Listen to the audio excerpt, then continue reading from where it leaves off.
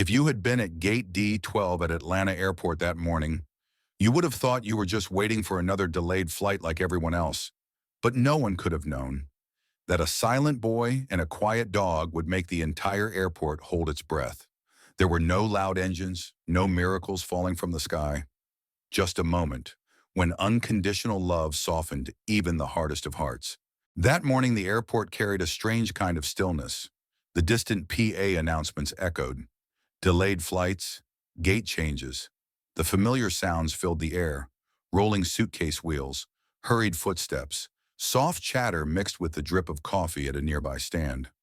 But at Gate D12, everything was nearly frozen. Empty seats sat in silence. No one spoke. And through the light rain outside on the tarmac, the scent of damp earth floated in, like a quiet kind of waiting. The first sound to break that silence was faint. Click, click, click. The gentle tap of claws on tile. A boy came into view. Around 8 years old, thin, his large brown eyes always cast down, avoiding everyone's gaze. Beside him walked a large cream-colored Labrador, calm and steady, its coat smooth like velvet, shoulders just below the boy's hand. And with each step, there was a calm precision, as if it wasn't just walking, but on a mission. The boy's name was Noah, and the dog, named Atlas, was a certified psychiatric service dog, specially trained for children with severe autism. Noah didn't speak, didn't greet anyone. He simply held the leash like it was a lifeline connecting him to the world. A female airport staff member spotted them first. She leaned down gently. "Sorry, but pets aren't allowed in the cabin." Atlas sat, quietly, and from its collar, a medical ID tag shimmered, swaying slightly as it tilted its head, a silent but persuasive answer. The staff member hesitated. She glanced at Noah, who had started to tremble, clutching a star-embroidered backpack tightly. "I'll need to ask the captain," she whispered. Just minutes later, Captain Miller arrived. Tall, silver-haired, a stern face shaped by decades of discipline. He looked at Atlas, then at Noah. His eyes narrowed.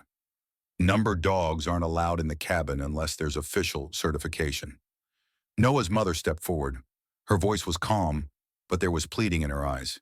"He doesn't speak. Atlas helps him manage panic attacks. If they're separated, he could lose complete control." The captain frowned. "Where's the boy sitting?" "Near the emergency exit." "Number, that's not permitted." His words dropped like ice water. People began murmuring. A nearby child tugged at her mother's sleeve, staring at Atlas with confusion. And then it happened. Atlas suddenly stood. It turned to Noah, who was now trembling violently. His chest heaved. His eyes glazed over. A strange whimper escaped his throat. Then Noah screamed, a piercing cry that shattered the stillness. He flung his backpack, hit his own head with his fist, and curled up on the floor. Atlas reacted in less than a second. It stepped forward, blocked the boy's front, and slowly leaned its head against Noah's chest. The screaming faded, not because the panic was gone, but because something was anchoring Noah, a warm, solid presence in the storm of his emotions. Atlas gently licked his hand, then laid down across Noah's legs, like a tether keeping his soul from drifting away. The entire gate area fell silent. A passenger crouched down recording.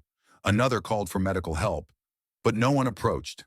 Not out of fear, but out of reverence for the sacredness of the moment.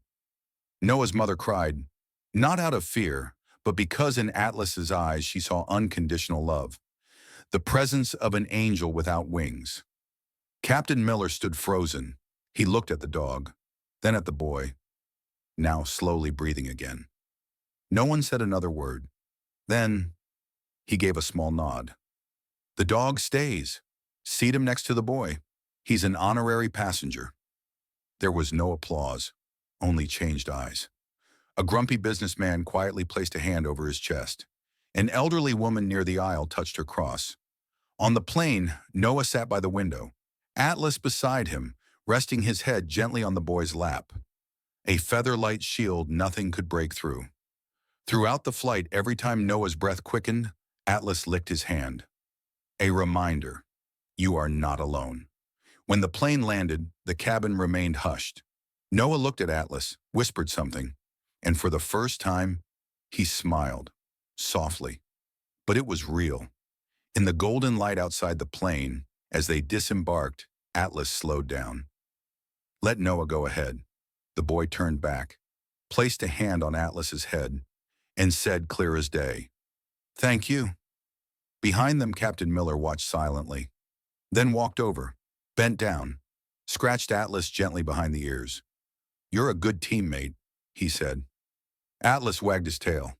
"No bark, no need, because sometimes love needs no words." And that story began with a single click, click, click, on a cold, tiled floor.